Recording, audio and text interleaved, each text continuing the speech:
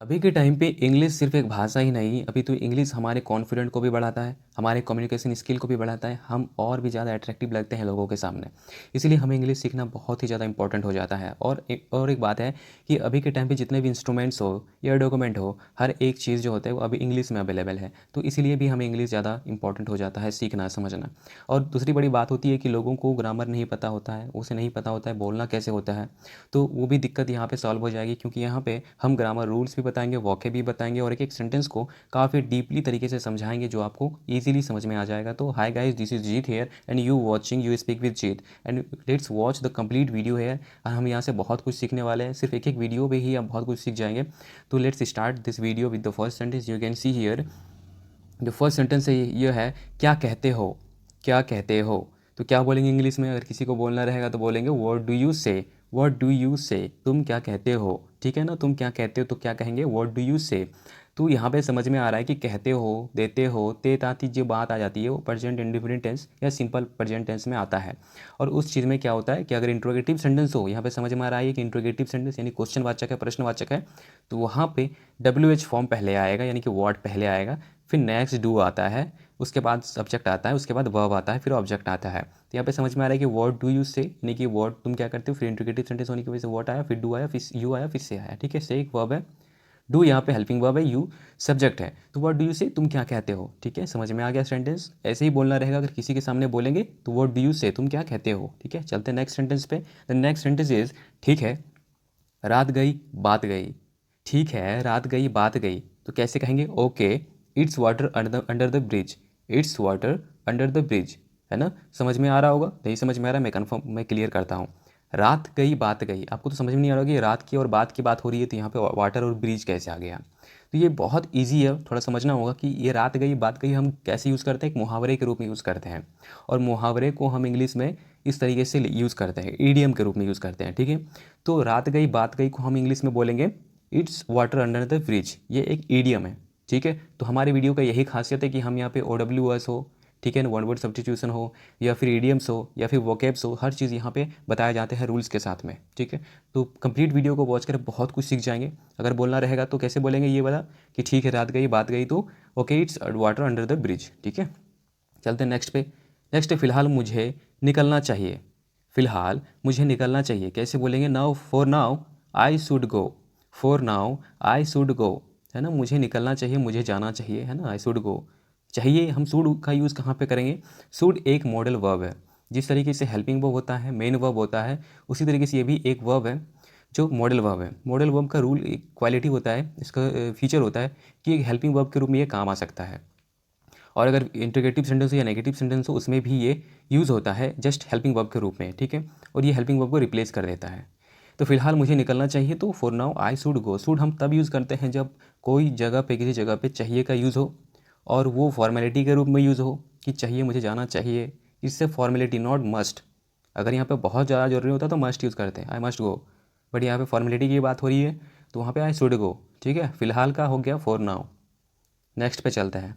Next है, कुछ भी जो तुम मुझसे करवाना चाहो, कुछ भी जो तुम मुझसे करवाना चाहो, anything that you want me to do, anything that you want me to do. Anything मतलब हो गया कुछ भी, एनीथिंग दैट मतलब कुछ भी जो, you want me to do तुम मुझसे जो करवाना चाहो, वांट यहाँ पे हो जाता है what, want me to do, तुम मुझे जो करवाना चाहो मैं कर सकता हूँ, आई कैन डू।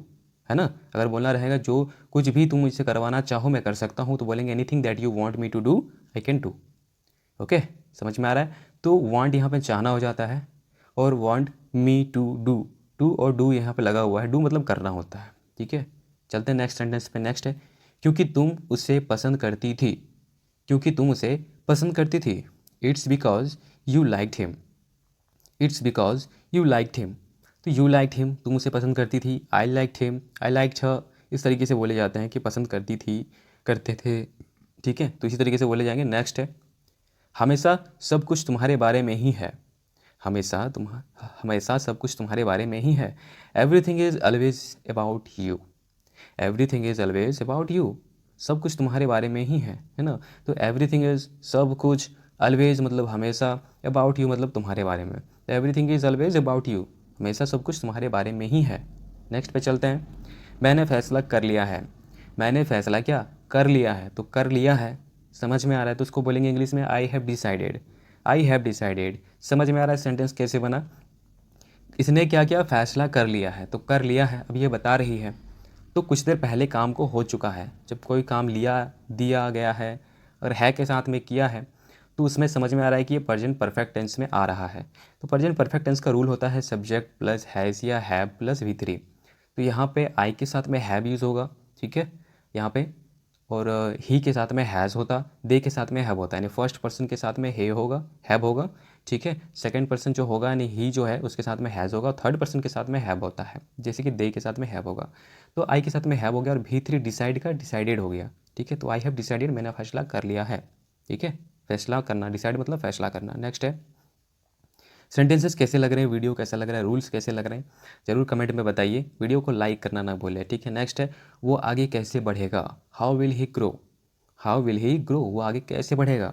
तो यहाँ पे बढ़ेगा समझ में आ रहा है कि ये फ्यूचर टेंस में आ रहा है। गागेगी जहाँ आता है वो क्या होता है, फ्यूचर टेंस होता है। तो फ्यूचर टेंस में क्या होता है, विल या सेल आएगा। तो ही के साथ में हम क्या यूज़ करते हैं, सेल तो करेंगे नहीं, ही विल ही करेंगे, जैसे ही विल होता है। आई के साथ में हम सेल या विल दोनों यूज़ कर सकते हैं, बट ही के साथ में विल यूज़ करेंगे, ठीक है। तो यहाँ पे इंट्रोगेटिव सेंटेंस है, मैंने बताया था कि इंट्रोगेटिव सेंटेंस में जो होगा हेल्पिंग वर्ब आगे आएगा। तो यहाँ पे WH या फिर एच हाउ आ गया यहाँ पे, जो इंट्रोगेटिव सेंटेंस के लिए आया है। फिर हेल्पिंग वर्ब, फिर वर्ब यहाँ पे, उसके बाद ग्रो क्या हो गया, वर्ब हो गया। इस तरीके से सेंटेंस बनते हैं, ठीक है। चलते हैं नेक्स्ट वन पे। नेक्स्ट है इस क्लास में आप कभी भी आ सकते हो, इस क्लास में आप कभी भी आ सकते हो। तो you can come in to this class any time, you can come in to this class any time. इस थोड़ा सा समझने वाली सेंटेंस है, मैं बता रहा हूँ। यू कैन कम, आप आ सकते हो। कैन का यूज़ तब करेंगे जब प्रेजेंट टेंस में बात हो रही है, जैसे कि कर सकते हो, ते हो, है ना, समझ में आ रहा है कि प्रेजेंट टेंस में हो रही है। तो आप you can come, come can का यूज़ कब करेंगे जब प्रेजेंट टेंस की बात हो और सकने की बात हो। तो यहाँ सकने की बात हो रही है, सकते हो, तो यहाँ पे कैन यूज़ होगा। तो सब्जेक्ट यू के साथ में कैन यूज़ होगा, यू कैन कम, आप आ सकते हो। Into this class, into this class, तो इस क्लास में आप आ सकते हो। तो इनटू एक प्रीपोजिशन है और इस प्रीपोजिशन इनटू को हम तब यूज़ करते हैं जब कोई भी, जब दो सेंटेंसेस समझ में आ रहे हैं कि जो इनटू को हम तब यूज़ करेंगे जब कोई क्लास में इन कर रहे हो, यानी कि कोई भी एक डोर हो, दरवाज़ा हो और उससे हम इन कर रहे हो यानी घुस रहे हो, है ना, तो वहाँ पे हम इनटू का यूज़ करेंगे। एक छोटा सा चीज़ है कि आपको याद कैसे रखना है, आपको याद रखना है कि एंट्री में यूज़ होगा इनटू, ठीक है। एंट्री इनटू, एंट्री इनटू, जहाँ पे एंट्री होगी वहीं पे इनटू लगेगा। कोई भी जगह पे, कोई भी प्लेस में आप किसी भी दरवाजे से भी इन कर रहे हो और वो जगह का नाम बदल जाता है। जैसे कि आपने पहले आउटसाइड थे और अगर आपने इन किया क्लास में तो क्लास में आप आ गए हैं, यानी कि जगह का नाम बदल गया, तो वहाँ पे इनटू आ जाएगा, ठीक है। और इन कहाँ पे आ जाएगा, अगर आप जगह से पहले से ही हो या फिर जगह पे ही बात कर रहे हो, अगर आप दरवाजे से कोई रिलेटेड ही नहीं रखते हो, जैसे कि मैं इस क्लास में हूँ, I am in this class, है ना, तो वहाँ पे इन यूज़ हो रहा है क्योंकि आप ऑलरेडी इस क्लास में हो, कहीं डोर से, दरवाजे से इंटर या फिर बाहर जाने की कोई ज़रूरत ही नहीं है। तो इसी तरीके के सेंटेंसेस बोले जाते हैं, ठीक है। तो आपको भी इसी तरीके से यूज़ करते रहना होगा डेली लाइफ में, ठीक है। तो चलते हैं नेक्स्ट वन पे। नेक्स्ट है आप अब तक यहीं पर हैं, आप अब तक यहीं पर हैं, यू आर स्टिल हेयर। तो क्या बोलेंगे, यू आर स्टिल हेयर। देखिए ये जो चीज़ है ना, ये सेंटेंस है, आपको समझनी होगी कि यू आर स्टिल हेयर, तो आप अब तक यहीं पर हैं। तो यहाँ पे यू के साथ में आर यूज़ हुआ है। हम तो जानते हैं कि present indefinite present continuous tense आता है जहाँ पे सब्जेक्ट के साथ में इज या एम या आर हो, वहाँ पे क्या होता है, सब्जेक्ट के साथ में अगर ये आते हैं तो वो प्रेजेंट कंटिन्यूअस टेंस होते हैं। लेकिन उसका भी एक रूल है कि सब्जेक्ट जो वर्ब होगा उसके साथ में आईएनजी आएगा, बट यहाँ पे कोई वर्ब है ही नहीं, है ना, यहाँ पे कोई वर्ब है नहीं है, तो वर्ब नहीं है तो फिर आईएनजी लगेगा नहीं। तो आप यहीं अब तक यहीं पर हैं, तो अगर ये जो सेंटेंसेस हैं ये मिसलेनियस में आते हैं, इसको ध्यान में रखना पड़ता है। जैसे कि यू आर स्टिल हेयर, आप यहीं अब तक यहीं पर हैं। जैसे कि हम कहते हैं ना कि यू आर रिच, आप अमीर हैं, यू आर पुअर, आप गरीब हैं, तो यू आर वहाँ पे भी यूज़ होता है। तो ध्यान रखने वाली बात है, you are still here, still मतलब होता है अब तक, ठीक है। नेक्स्ट पे चलते हैं। नेक्स्ट है अभी तेरा बारी है, अभी तेरी बारी है। हम कहते हैं ना नाउ, तो उसको इंग्लिश में कैसे बोलेंगे, नाउ इट्स योर टर्न, है ना, नाउ इट्स योर टर्न। हम करते हैं ना इस तरीके से बातें, तो हमको ऐसे बोलना रहेगा। तो ये इजी सेंटेंस था, समझ में आ रहा होगा। नेक्स्ट है कि फिर ऐसा किया ना, बोल रही है कि फिर ऐसा किया ना, तो उसको बोलेंगे if you do this again, तो मैं तुम्हें छोड़ूंगी नहीं, then I will not leave you, ठीक है। आई वॉन्ट स्पेयर यू, मैं तुम्हें नहीं छोड़ूंगी, I will not spare you, मैं तुम्हें नहीं छोड़ूंगी। मैंने पिछले वीडियो में भी देखा था ना कि ऐसे बोला जाता है, I won't spare you, spare मतलब उसका, स्पेयर हम तब यूज़ करते हैं जब उसको छोड़ना नहीं है, मतलब उसको मारना है, इस तरीके से अगर उसको सबक सिखाना है तो हम तब उसको स्पेयर यूज़ करते हैं।